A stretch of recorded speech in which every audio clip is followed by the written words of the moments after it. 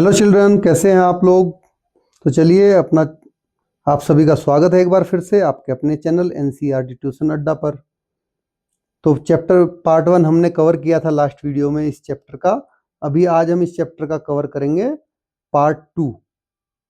तो पार्ट 1 में आपने बहुत सारी चीज़ें सीखी थी।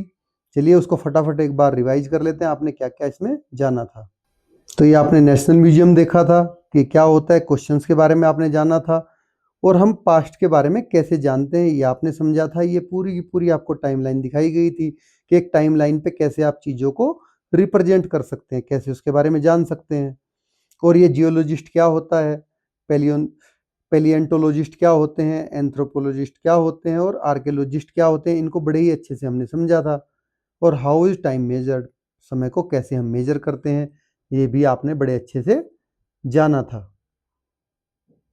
और अब सबसे अच्छी चीज़ क्या थी कि जो आप calendar day to day daily अपने यूज में लेते हो, उस कैलेंडर के बारे में जिसको कहते हैं ग्रेगोरियन कैलेंडर, उसके बारे में हमने पढ़ा था।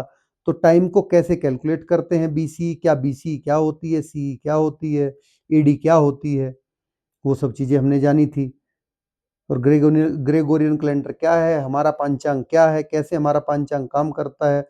और एक इसमें जो प्रॉब्लम थी, वो प्रॉब्लम भी हमने यहाँ पे देखिए समझी थी कि जो इससे मिस था कैलेंडर से। ये आपको देखिए पूरी कैलेंडर टाइमलाइन दिखाई गई है अच्छे से। इसको मैंने पार्ट 1 में बड़े अच्छे से कवर किया था कि आपको कैसे ये हेल्प करती है।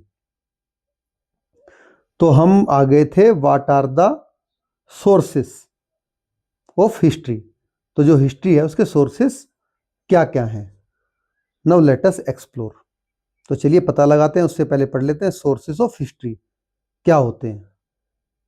तो सोर्सेस ऑफ हिस्ट्री का मतलब जिससे हमें इतिहास के बारे में जानकारी मिल रही है किसी सोर्स से। तो कोई जगह हो सकती है, आदमी हो सकता है, टेक्स्ट हो सकता है, object from which we gather information. कोई ऑब्जेक्ट हो सकता है, वस्तु हो सकती है जिससे हम कोई इंफॉर्मेशन गैदर कर सकते हैं अबाउट सम पास्ट इवेंट्स और पीरियड्स। तो पुरानी कोई इवेंट हो या कोई पीरियड हो उसके बारे में, तो उसको बोलते हैं सोर्सेस ऑफ हिस्ट्री, जिससे हम हिस्ट्री के बारे में कुछ भी जान पाएं। Now, can you collect information about at least 3 generations of your family on your mother's and father's sides? तो क्या आपने अपने माता पिता के परिवार की 3 पीढ़ियों की जानकारी इकट्ठा क्या आप अपने माता पिता के परिवार की 3 पीढ़ियों की जानकारी इकट्ठा कर सकते हैं? क्रिएट अपने मदर साइड की भी करनी है और फादर साइड की भी। Create a family tree with your parents, grand parents and great grand parents. तो आपको क्या करना है, इसमें अपना फैमिली ट्री बनाना है, ठीक है, जिसमें आपके आप हो, आपके पेरेंट्स हैं, आपके ग्रैंड पेरेंट्स हैं, और आपके ग्रेट ग्रैंड पेरेंट्स हैं, उनके भी father. Find out their names, what they did for a living and where they were born. तो वे अपना आप देखिए उनका नामों का पता लगाइए कि उनके क्या क्या नाम थे, ठीक है, और उस समय में वे किस चीज से जीवन यापन करते थे, अपना वो क्या काम करते थे, और उनका जन्म कहाँ हुआ था। इन सब चीज़ों को आपको मेंशन करना है। Also write the sources from where you got this information. और आपको सोर्स का भी नाम लिखना है जहाँ से आपको ये इंफॉर्मेशन मिली है। तो नीचे ये टेबल दी गई, इसमें आपको पूरा ये फिलअप करना है सारी चीज़ें। बड़ी अच्छी चीज़ है, आप इसको भरिए, इससे आपको आपके जो पूर्वज हैं उनके बारे में पता चलेगा कि आपके दादा तक तो ग्रैंडफादर तक तो ग्रैंडफादर ग्रैंडमदर तक तो ऑलमोस्ट सब जानते हैं, बट ग्रैंडफादर ग्रैंडमदर के पेरेंट्स कौन थे उनके बारे में शायद ही किसी को पता हो। तो आप पेरेंट्स से पता करिए, बड़ा ही इंटरेस्टिंग है। चलिए आगे बढ़ते हैं। How did you find details about your family past. तो आप अपने परिवार का जो पास्ट है उसके बारे में जानकारी आपने कहाँ से प्राप्त की। Did you rely on things like photographs, diaries, ID cards or memories from your parents and relatives? तो इन जानकारियों को इकट्ठा करने के लिए क्या आपने किस किस चीज़ का, फोटोग्राफ्स का, डायरी का, आईडी कार्ड्स का, इनका यूज किया, या केवल आपने जो आपके पेरेंट्स हैं उनकी मेमोरीज क्या है, उनकी मेमोरीज से पर ही आप केवल निर्भर थे कि जो उन्होंने आपको बताया केवल वही, या आपको कोई रिटर्न प्रूफ भी मिले हैं। Now think about it. तो चलिए इसके बारे में सोचते हैं। Have you ever seen old coins, books, clothes, jewellery और utensils in and around your house. तो क्या आपने कभी अपने घर, अपने आसपास पुराने सिक्के, कोई पुराने कपड़े, पुरानी बुकें या कोई पुराने ऑर्नामेंट, आभूषण या कोई बर्तन को देखा है आपने जो आपको लगे कि ये तो बहुत पुराना है, बहुत एंशिएंट टाइम का है? What type of information can you gain from such objects? अब जो ये ऑब्जेक्ट हैं, वस्तुएं हैं, इनसे आप कौन कौन सी जानकारियां इकट्ठा कर सकते हैं? और फॉर्म ओल्ड हाउसेस और बिल्डिंग्स, या फिर कोई पुराना घर है, कोई पुरानी बिल्डिंग है, उससे आप क्या क्या जानकारियां प्राप्त कर सकते हैं? एवरी ऑब्जेक्ट और structure tell a story and is like a piece in the jigsaw puzzle. तो हर एक चीज, हर एक ऑब्जेक्ट या कोई स्ट्रक्चर एक कहानी बताता है हमें, ठीक है, और वह उस चित्रखंड की जिग्सो पजल के हिस्से की तरह होती है कि उस समय की वो भी उसका, क्योंकि उस समय की जो टाइम था, उस टाइम का वो एक पार्ट था, तो ये भी जिग्सो पजल की तरह ही एक उस समय का पार्ट होता है। The object that you see around your house convey something to the history of your family. तो जिन जिन भी ऑब्जेक्ट को आप अपने घर में देखते हैं, वह आपको अपने परिवार के हिस्ट्री के बारे में कुछ ना कुछ बताती हैं, जो भी चीज़ें आप देखते हैं। Similarly we can put together historical events through a variety of sources. तो इसी तरह से जो भी हिस्टोरिकल इवेंट्स हैं, उनके बारे में भी हम क्या है कि डिफरेंट डिफरेंट सोर्सेज से जानकारी इकट्ठा कर सकते हैं। But keep in mind that in case of history quite a few piece of puzzle may remains missing. तो एक बात आपको हमेशा याद रखनी है और याद रखनी चाहिए कि हिस्ट्री के मामले में, ठीक है, पहेली के कुछ हिस्से हमेशा गायब रह सकते हैं, क्योंकि जरूरी नहीं कि हिस्ट्री के मामले में आपके सारे हिस्से, जो जिग्सो पजल की तरह है हिस्ट्री, आपके सारे हिस्से आपको मिल ही जाएं, हो सकता है कुछ गायब भी रह जाएं। Now observe the figure at the bottom of the page. अब जो ये आपको फिगर दिखाई गई है, इनको आप ध्यान से देखिए। It brings together two main source of history. ये जो हिस्ट्री को हम, हिस्ट्री के सोर्सेस हैं, उनके मेन सोर्स को हमें दिखा रहे हैं एक साथ इकट्ठा करके। You do not need to remember them all now. तो अभी आपको इन सबको याद रखने की जरूरत नहीं है। We will use some of them as we go along.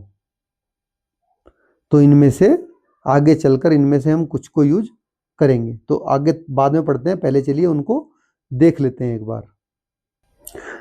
तो ये आपके हिस्ट्री के सारे सोर्सेस हैं, ठीक है, जैसे कि ओरल सोर्सेस हो गए आपके। ओरल सोर्सेस में क्या हो गया, जो आपके गायनोलॉजिकल हो गए, कि आपके पूरी वंशावली है वो आपको कुछ बता रहे हैं।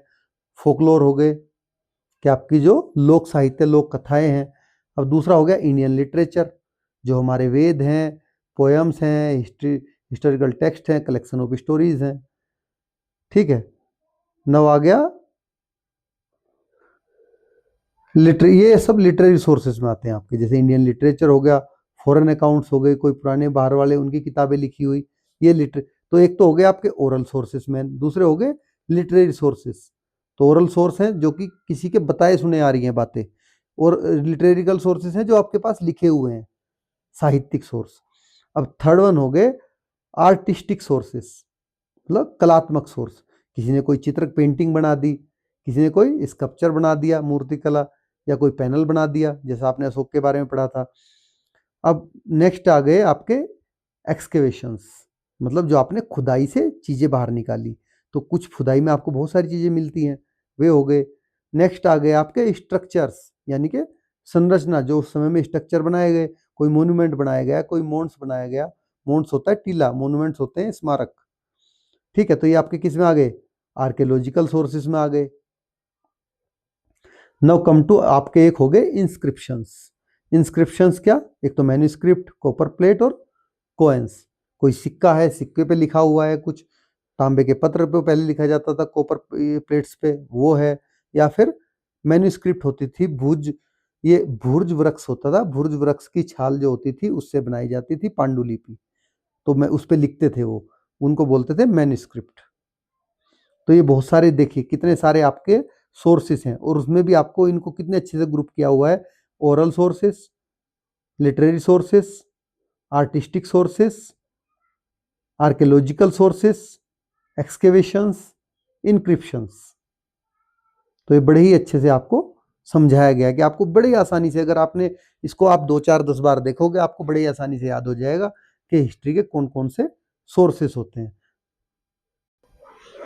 When historians study, say, a king or queen of 1500 years ago, an ancient monument, a war of some of item trade, they take great care to gather information from as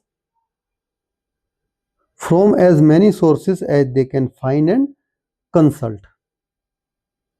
तो यहाँ पर आपको जब हिस्टोरियंस होते हैं, historians मतलब इतिहासकार, जो इतिहास के बारे में जानते हैं, लिखते हैं, तो 1500 साल पहले के किसी राजा या रानी या किसी एंशिएंट मोन्यूमेंट के बारे में, प्राचीन स्मारक, या किसी युद्ध के बारे में, या उस समय के ट्रेड के बारे में, या कुछ चीज़ों के बारे में जानकारी जुटाने की कोशिश करते हैं, तो वे बड़े ध्यान से अधिक सोर्सेस की जानकारी इकट्ठी करने का प्रयास करते हैं कि उनको ज़्यादा से ज़्यादा सोर्सेस मिले, उससे वे ज़्यादा से ज़्यादा जानकारी इकट्ठा कर सकें और उस समय की एक्चुअल चीज़ को वे पता कर पाएँ। तो हिस्टोरियन होता है person who study and right about the past. जैसा बताया कि जो एक आदमी होता है जो कि पास्ट के बारे में स्टडी करता है और उसके बारे में लिखता है।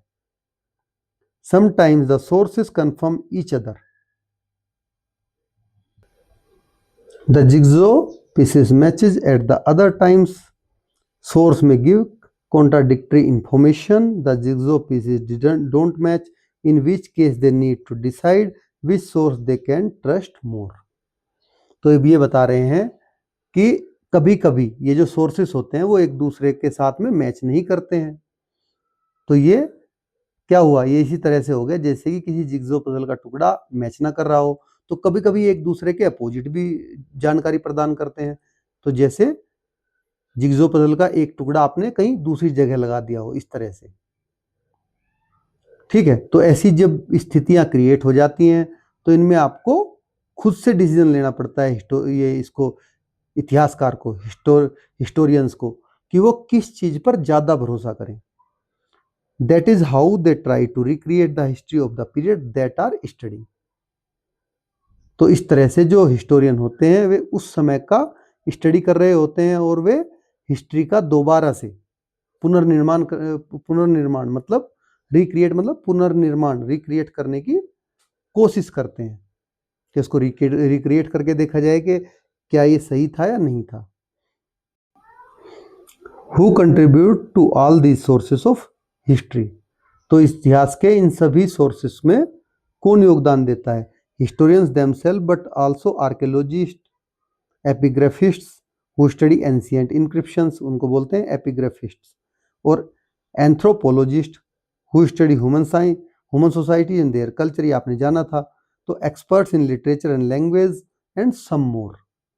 तो जो हिस्टोरियंस होते हैं उनके साथ, जैसे कि आपका ये हो गया, आर्कियोलॉजिस्ट हो गए, ठीक है, मतलब हिस्टोरियंस के साथ ही आर्कियोलॉजिस्ट या आपके ये एपिग्राफिस्ट होते हैं या एंथ्रोपोलॉजिस्ट होते हैं।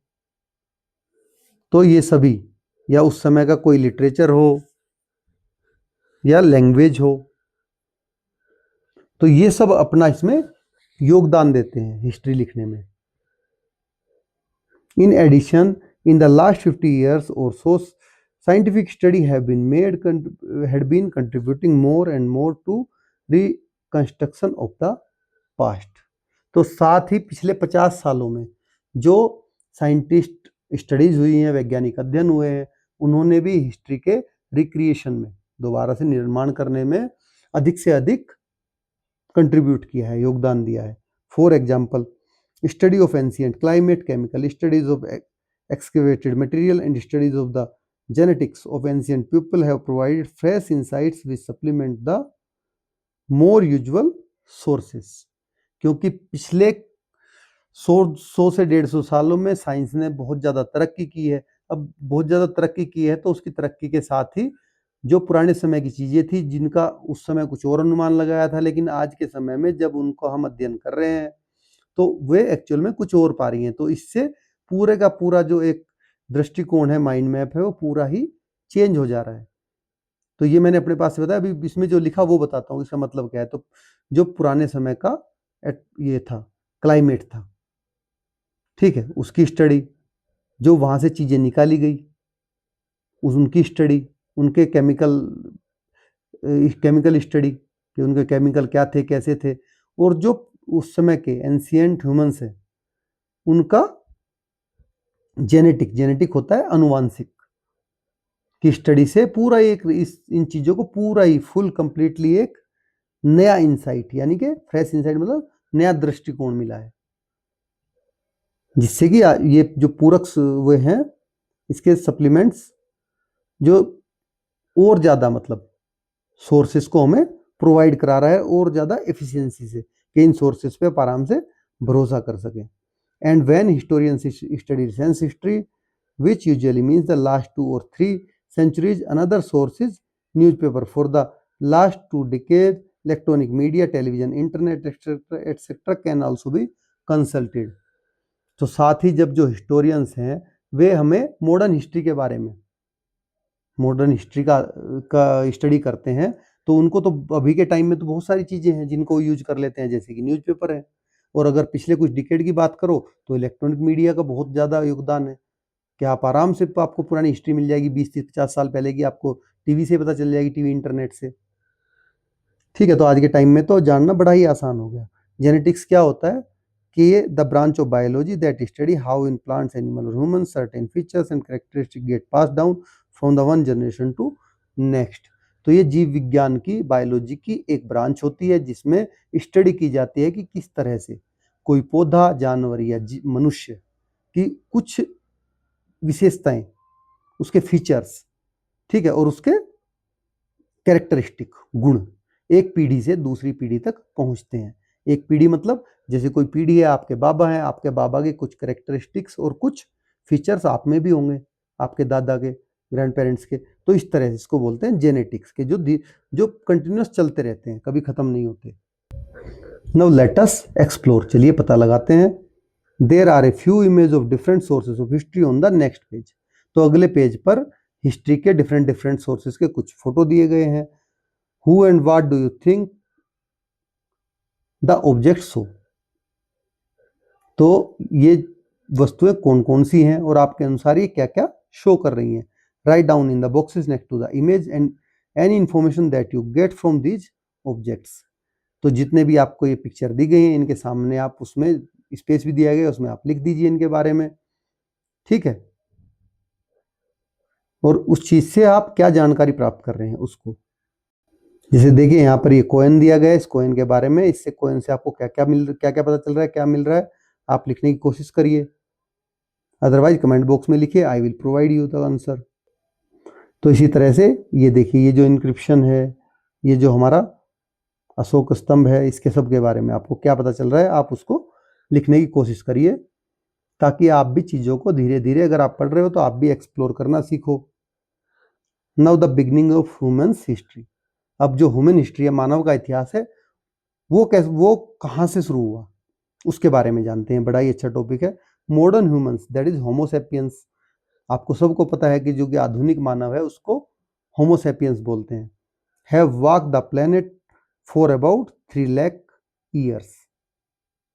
तो ये कब से रह रहे हैं, लगभग 3 लाख साल से पृथ्वी पर, 3 लाख साल पहले से पृथ्वी पर रह रहे हैं। This appears to be a very long time yet it is only a tiny fraction of the earth history. तो ये एक बहुत लंबा समय लगता है हमें सुनने में कि 3 लाख साल पहले, लेकिन अगर अर्थ की हिस्ट्री से इसको आप कंपेयर करोगे तो बहुत ही छोटा हिस्सा है उसका। Let us have a quick look at our early history. तो चलिए अपनी हम आरंभिक हिस्ट्री पर संक्षेप में थोड़ा फटाफट उसके बारे में जानने की कोशिश करेंगे। तो आपने ये आप बता सकते हो कि 3 लाख कितना छोटा पार्ट है, कि जब आपने शुरू में 4.54 बिलियन ईयर्स पढ़ा था कि 4.54 बिलियन ईयर्स पहले अर्थ बनी थी, आपने देखा था ना टाइम लाइन में। तो ये देखिए कैसे कैसे होमोसेपियंस से ह्यूमन बने, कैसे पेंटिंग स्टार्ट करी, वो सब इसमें आपको एक रफली पेंटिंग में दिखाया गया है। आपको समझ में आता है तो अच्छा है, देख के इसको आप धीरे धीरे समझने की कोशिश करिए। Now let us explore. तो चलिए पता लगाते हैं, एक्सप्लोर करते हैं। In the above picture look at some activities of early humans in rock shelter. तो जो ऊपर आपको चित्र दिखाया गया है उसमें रॉक शेल्टर में जो अर्ली ह्यूमंस हैं उनसे संबंधित कुछ एक्टिविटीज को आप देखिए। Which one can you recognise, तो इनमें से किस एक्टिविटी को आप पहचान सकते हैं। Give a brief description for each, तो वहां पे वो क्या है, देखो आप रॉक कट में उसमें पेंटिंग कर रहे हैं, तो पेंटिंग को आप आराम से पहचान सकते हैं और उसके बारे में आप इजीली लिख भी सकते हैं। तो early human face many challenges from nature and lived in bands of groups to help each other. तो जो पहले पुराने आदि मानव थे, अर्ली ह्यूमंस थे, वो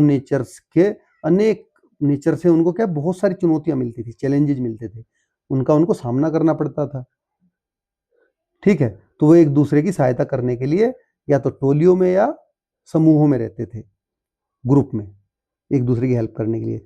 दे were constantly seeking shelter and food and were mainly hunters and gatherers. This means that they relied on hunting and collecting edible plants and fruits for their survival। तो देखिए उनके पास में रहने के लिए घर तो था नहीं उस समय में, ना ही वे खेती करते थे, ऐसा ही था ना। जो सबसे पहले अर्ली ह्यूमंस थे तो वो क्या करते थे, वे शिकार करते थे और शिकार करके उसी को कुछ पेड़ों की जड़ें, कुछ फल फूल इकट्ठा कर लेते थे। ठीक है, और अपने खाने की और रहने की जगह की हमेशा वे तलाश करते रहते थे। यही तो काम था उनका, और क्या था, बस खाना है और रहने की जगह ढूंढनी है, यही वो करते थे। Our early ancestors also had certain belief about the natural elements and possibly also some notion of afterlife। तो इसका अर्थ ये हुआ कि जो हमारे आदि पूर्वज थे, ठीक है, अर्ली एंसेस्टर आदि पूर्वज, उनका प्राकृतिक तत्वों को लेकर बहुत सारे बिलीव्स थे, कि वो बहुत सारी मान्यताएं रखते थे प्राकृतिक तत्वों को लेकर। तो संभवतः उनमें जो मरने के बाद भी जीवन को लेकर कुछ धारणाएं थी कि मरने के बाद भी आफ्टर लाइफ, मरने के बाद भी जीवन होता है, इस चीज को लेकर भी इसको भी वो मानते थे। तो आफ्टर लाइफ होता है ए life that begin after death, वो जीवन जो मरने के बाद शुरू होता है। तो ऐसी भी उनकी अवमाननाएं रही हैं कि मरने के बाद भी जीवन होता है। इसीलिए बहुत सारी जगह जो पुराने समय की एंशियंट टाइम की कब्र खोदी गई तो उनमें उनके पास में खाने का सामान, उनके साथ रहने का सामान, उनके ऑर्नामेंट्स, कोई पेट उनका या फिर खाने का सामान, ये सब चीजें रखी मिली है जो आज के टाइम में एक्सकेवेट की गई। ठीक है, तो इसीलिए ये सब चीजें आपको हिस्टोरियंस बता पा रहे हैं कि वे मरने के बाद भी जीवन को मानते थे, कि मरने के बाद भी एक जीवन होता है। These groups lived in temporary camps, rock shelter or caves and communicated with each other using language that are now lost। तो ये जितने भी ग्रुप थे वो टेम्परेरी कैंप में रहते थे, शेल्टर में रहते थे, गुफाओं में रहते थे, एक दूसरे से जिन भाषाओं में बात करते थे वो अब लोस्ट, खत्म हो चुकी है, लुप्त हो चुकी है। They use fire and started making object that made their lives easier like improved stone axe and blade, arrowheads and other tools। तो उन्होंने फायर का यूज किया, पत्थर की बहुत अच्छी अच्छी कुल्हाड़ियां और ब्लेड्स बनाए, नुकीले तारों एवं दूसरे कई इक्विपमेंट्स को उन्होंने निर्माण किया जिनसे उनका जीवन आसान हो गया। Aspects of their life are visible in rock painting found in hundreds of caves all over the world। तो जो पूरे संसार की सैकड़ों गुफाओं के जो सेल चित्र हैं, जो इस पर रॉक कट पेंटिंग होती है, उसको सेल चित्र बोलते हैं रॉक पेंटिंग को। ठीक है, रॉक पेंटिंग उनके जीवन की अलग अलग तरह के आयाम दिखाते हैं कि वो कैसे, वो अपने खुद के बारे में बनाते थे। Some of those paintings depict simple figure और a few symbols, other are more detailed and represent scenes and with animals and humans. तो इनमें से बहुत सारे चित्र तो बिल्कुल जनरल है, मतलब जनरल पेंटिंग्स हैं जो कि कुछ चिन्ह हैं, प्रतीक हैं, जबकि बहुत सारे जो चित्र हैं वो बहुत ही बड़े बड़े हैं जिनमें जो ह्यूमंस है और एनिमल्स हैं उनके चित्र बने हुए हैं। In time these early humans learned to make simple ornaments such as stone or shell beads, pendants made of animal teeth, and sometimes exchange them with other groups। तो समय के साथ साथ ये जो आदि मानव थे इन्होंने पत्थर और मनकों की माला जो एनिमल्स के दांत होते थे उनके पेंडेंट, इस तरह के बहुत सारे आभूषण बना लिए। और कभी कभी वे एक दूसरे के साथ में इनको इंटरचेंज भी करते थे, मतलब इनका आदान प्रदान भी करते थे, किसी दूसरे को दे दिए। तो ये तो हुआ अर्ली ह्यूमंस के बारे में। चलिए अब द फर्स्ट क्रॉप के बारे में समझते हैं कि पहली उपज, पहली फसल। Over long ages the earth climate has gone through many changes. तो एक लंबे समय से ही जो हमारी अर्थ का क्लाइमेट था उसमें अनेक परिवर्तन आए। At certain time, it was very cold and much of the earth was covered with ice. This is called an ice age. तो आपने सबने सुन रखा होगा as you will learn in great detail in science. तो आपने सबने ice as के बारे में सुना होगा। तो एक समय पर अर्थ पर क्या हुआ था, बहुत ठंड थी, तो इसका बहुत बड़ा हिस्सा बर्फ से ढक गया था, इसलिए इस समय को आइस एज कहा जाता है। तो जिसके बारे में आप साइंस में आगे फर्दर डिटेल में जानेंगे। Later, when the climate warmed up, this ice partly melted and the resulting water swelled and existing rivers and eventually drained into the oceans.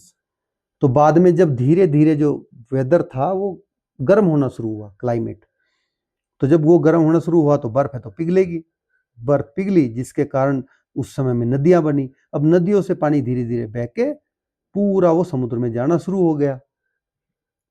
The last ice age lasted over 1 lakh years ago to around 12,000 years ago। तो जो पिछला ice as था वो लगभग 1 लाख साल पहले से लेकर 12,000 साल पहले तक रहा है। ये उसका पीरियड बताया कि लास्ट आइस एज का। Afterwards, living conditions improved for humans and many parts of the world. They started settling down and cultivating cereals and grains। तो इसके बाद जो ह्यूमन थे उनके लिए जीने की जो परिस्थितियां थी उसमें सुधार आया, और वर्ल्ड के कई हिस्सों में, कई पार्ट्स में उन्होंने एक स्थान पर बसना शुरू किया, क्योंकि पहले तो घुमक्कड़ थे, पशुओं को मारते थे, कहीं भी जाके रहना, अपना बस खाली खाना और रहना, दो चीजें ढूंढते रहते थे। अब उन्होंने क्या किया, एक जगह बसे तो उन्होंने अनाज भी उगाना शुरू कर दिया, क्योंकि अब उनको परमानेंट सोर्स मिल गया खाने का, तो इसीलिए वे एक जगह रहना उन्होंने शुरू किया। जब आपको सबसे पहले तो खाना ही है, खाना मिलेगा तो आप ठीक है, परमानेंट सोर्स रहने का भी ढूंढोगे कुछ। They are also domesticated animals such as cattle, goats etcetera. तो अब उन्होंने क्या किया कि जब उन्होंने खेती करना शुरू किया तो उन्होंने पालतू जानवर भी रखने शुरू किए, जैसे कि गाय हो गई, बकरी हो गई, इस तरह के उनको भी पालना स्टार्ट किया। With more food available these communities grow in size and number of often settle down near reverse. अब जैसे ही खाना था, खेती करी, खेती से खाने की उपलब्धता काफी बढ़ गई। तो अब क्या हुआ कि खाने की उपलब्धता बढ़ने से इन लोगों का जो साइज था, समूह का आकार था, वो भी बढ़ता चला गया और ये नंबर में भी बढ़ गए। और ये जनरली नदी के किनारे पर बसने लगे थे, क्योंकि वहां पे इनको पानी मिल जाता था। This was not only because of the availability of water. तो ये केवल पानी मिलने की वजह से वहां नहीं रहते थे कि ठीक है पानी मिल रहा है, तो उसके अलावा भी, but also because the soil would be more fertile there. तो इसका रीजन एक और था कि वहां पर जो नदी के पास की जो भूमि होती है वो बहुत ही उपजाऊ होती है। तो उपजाऊ भूमि होने के कारण भी वो नदी के किनारों पर बसते थे, क्योंकि नदी कभी भी बाढ़ टाइप उसमें आएगी, तेज बारिश, वो अपने साथ में क्या लेके आएगी, सिल्ट लेके आएगी, और उसको परत दर परत जमा देगी वहां पे, और जब वो जमाएगी तो वो मिट्टी बहुत ज्यादा उपजाऊ हो जाती है। नव it made the process of growing crops easier. तो इस तरह से धीरे धीरे जो उनके अन्न को उगाने की प्रक्रिया थी वो बहुत सरल हो गई। लेट्स एक्सप्लोर, चलिए पता लगाते हैं। Observe the scene of the next page. अब जो नेक्स्ट पेज पे आपको सीन दिया गया उसको आप ऑब्जर्व करिए। It depicts an agricultural community from a few millennium ago. तो इस पर आप कुछ सहस्त्राब्दी, मिलेनियम मतलब कुछ हजार साल पहले के कृषक समुदाय की गतिविधियों को दिखाया गया है। List the main activities you can identify. उनमें से आपको उनकी मेन एक्टिविटी को आइडेंटिफाई करना है जिसको वे करते हैं। तो देखिए मेन एक्टिविटी यहाँ पर इनकी दो ही है, एक तो फार्म एग्रीकल्चर और दूसरा रेयरिंग ऑफ एनिमल्स, रेयरिंग है। Think about it. तो आइए विचार करते हैं। Both in the earlier picture of rock shelter and this one, man and women are given certain roles. तो जैसे कि आपने दोनों पिक्चर देखी, पहली जो जिसमें ये उस पे पिक्चर बना रहे थे, रॉक पे, रॉक शेल्टर में थी, तो दोनों में आपने जो मैन देखे और वोमेन देखी, ठीक है, उनको कुछ पर्टिकुलर काम करते हुए दिखाया गया है। देखिए दोनों में यहाँ भी कुछ अलग काम कर रही हैं, आप देखोगे ध्यान से। While they may appear to be natural, they are not necessarily accurate and do not cover all situations. तो जबकि देखने में तो नेचुरल लगते हैं, लेकिन जरूरी नहीं है कि ये सही हो या ये सभी जो सिचुएशंस हैं लागू होती हो। For instance, a rock shelter women may have help prepare colours for painting in rock, may have done some of the paintings. तो आपको एग्जाम्पल के लिए, जैसे कि जो ऊपर रॉक पेंटिंग है उनमें जो वुमेन्स हैं उन्होंने गुफा में चित्रकारी के लिए रंगों को तैयार किया, ठीक है, या फिर उन्होंने खुद से भी चित्रकारी की हो, खुद से भी पेंटिंग की हो। In both scene man may have done some of the cooking और may have help take care of children. दोनों ही जो चित्र हैं उनमें हो सकता है कि जो आदमी है उन्होंने खाना बनाने की कोई मतलब खाने की कोई चीज बनाई हो या बच्चों की देखभाल में मदद भी की हो। तो keeping in mind that we have only limited information, think about such roles and situation and discuss in class. तो जब ऊपर जैसे भूमिकाएं आपको दिखाई गई, परिस्थितियां आपको दिखाई गई, इन पर आप अपनी क्लास में डिस्कशन करिए और इस बात का ध्यान रखें कि हमारे पास उस समय की केवल बहुत ही सीमित सूचनाएं उपलब्ध हैं, तो आप केवल उससे एजप्शन कर सकते हैं, उसको आप फिक्स नहीं मान सकते हैं कि ऐसा ही था। तो उसको आप एज ए एजप्शन ले सकते हैं कि हाँ ऐसा हो सकता है, जैसे इसमें पूरे में बताया गया कि आप हर चीज से एक एजम्पशन मान सकते हैं कि हाँ ऐसा हुआ होगा, बट उसको आप एज ए ग्रांट नहीं कर सकते कि नहीं भाई ऐसा ही था। As as communities grew so did their social complexity. और जैसे जैसे कम्युनिटी का विकास हुआ, डेवलप हुई, जो सोशल था, समाज था, बहुत ज्यादा कॉम्प्लेक्स होता चला गया, जटिल होता चला गया। लीडर्स और chieftains were responsible for the well-being of the people and everyone collectively worked towards the community's welfare. Welfare होता है किसी चीज का कल्याण करना, किसी की भलाई। तो जो सरदार थे या मुखिया लोग थे, मुखिया होते थे ना लीडर, सो ये चीफ्टेंस मुखिया लोग, वो लोगों के कल्याण के लिए, वेलफेयर के लिए जिम्मेदार थे, उत्तरदायी थे। और सभी जितने भी सामूहिक रूप से सामुदायिक कल्याण के लिए कार्य वे करते थे कि लोगों का, सबका, पूरे समुदाय का उसमें भला हो। For example, there was no sense of individual ownership, the lands were collectively shared and harvested. तो उस उदाहरण के लिए आप मान सकते हो कि किसी भी निजी स्वामित्व का भाव वहां पर नहीं था, जैसे कि आज के समय में सबकी निजी, हर चीज पे आपका निजी स्वामित्व है। घर है तो आपका है, खेत है तो आपका है, दुकान है तो आपकी है, कोई पेन है, कलम है, फोन है तो आपका है। उस समय इस तरह का कोई भाव उन लोगों में नहीं था, ना ही कोई फीलिंग थी। जो भी था सबका था, पूरा सामुदायिक रूप से। तो सामुदायिक रूप से वहां पर खेती की जाती थी, तो सब कुछ सभी का ही था वहां पे, किसी एक का नहीं था। As time went by, hamlets grew into sizable villages that exchange goods, mostly food, clothes and tools. तो जैसे जैसे समय बीतता गया, ठीक है, हेमलेट, हेमलेट होता है कि स्मॉल सेटलमेंट और स्मॉल विलेज, एक छोटा गांव, ठीक है। तो ये छोटे गांव थे, बड़े गांव में चेंज हो गए। हेमलेट मतलब छोटा गांव बड़े गांव में, साइजेबल, साइजेबल मतलब एक ठीक ठाक से अच्छे आकार का गांव। दैट एक्सचेंज गुड्स, जो कि मेनतः गुड्स का एक्सचेंज करते थे, ठीक है, जिसमें भोजन होता था, कपड़े होते थे, कोई इक्विपमेंट होते, टूल्स होते थे। Slowly networks of communication exchange were establish among those villages and some of them grew into small towns. तो धीरे धीरे ये जो गांव थे, इनमें जो कम्युनिकेशन सिस्टम था, ठीक है, और एक्सचेंज था, उसका डेवलपमेंट हुआ। तो इनमें कुछ छोटे कस्बों में चेंज हो गए। अब ये गांव धीरे धीरे क्या बनने लग गए, छोटे छोटे टाउन बनने लग गए। New technologies appeared, for examples pottery for making pots and other clay objects, and use of metal, copper first, iron later, which help make durable tools, object of daily use and ornaments. तो अब जैसे जैसे example के लिए, जैसे मिट्टी के बर्तन थे, और मिट्टी से बनाई गई और कई सारी चीजें, ठीक है, बनाने के लिए धातुओं का भी यूज हुआ, मेटल्स का, जैसे सबसे पहले तांबा यूज किया, फिर लोहा बाद में यूज किया। इन सारी टेक्निक्स का भी डेवलपमेंट हुआ, जिससे कि बाद में जाके जो उपकरण थे, इनके टूल्स थे, वो बहुत ज़्यादा टिकाऊ हुए, और जो डेली यूज की चीज़ें थी, ठीक है, या फिर उनके ऑर्नामेंट्स, आभूषण थे, उनको बनाना आसान हो गया इनके लिए धीरे धीरे। तो देखिए ये पूरा डेवलपमेंट आपको दिखाया गया कि कैसे छोटे गांव बड़े गांव में कन्वर्ट हुए, कैसे हुए, एक दूसरे के साथ में चीज़ों को उन्होंने आदान प्रदान किया, एक्सचेंज किया, किसी को कहीं एक जगह से दूसरी जगह खाना भेजना, कपड़े भेजने, टूल्स भेजने। फिर धीरे धीरे धीरे धीरे पोट्री का डेवलपमेंट किया, फिर धीरे धीरे मेटल्स का भी इन्होंने यूज करके अपने खुद की चीज़ों को, बहुत ज़्यादा लाइफ को आसान कर लिया। We will see in chapter 6 how this stage prepared for this emergence of what is called civilization। तो हम चैप्टर 6 में देखेंगे कि ये जो जितने भी स्टेप्स थे, चरण थे, किस तरह से पूरे सिविलाइजेशन के डेवलपमेंट में इन्होंने कंट्रीब्यूट किया, योगदान दिया।